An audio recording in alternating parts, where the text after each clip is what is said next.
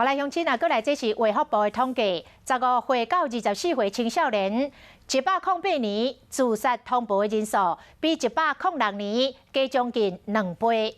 这个青少年的自杀率上升，是要安怎伫囡仔上介需要的时阵来看囡仔的手里，包括家庭、学校、甲社会，拢爱来付出着关怀。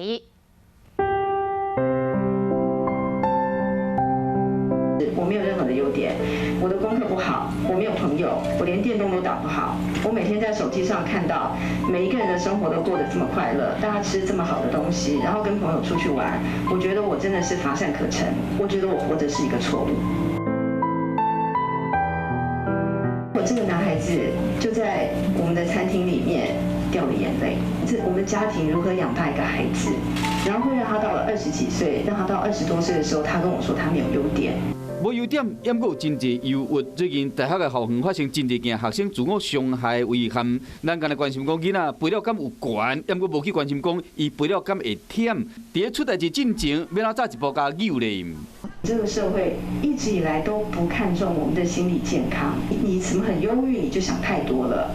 我们可回头想一想，我们绝对不会跟一个手断了脚断的人说，你手断脚断了有什么关系？就断了而已嘛。 专家认为讲，学校心理辅导的人力甲学生的比例是1比12，若是敢若讲的尔，学生求救应该找什么人讲较好？社会心理健康敢若落在卫福部的心理甲喙腔的健康师。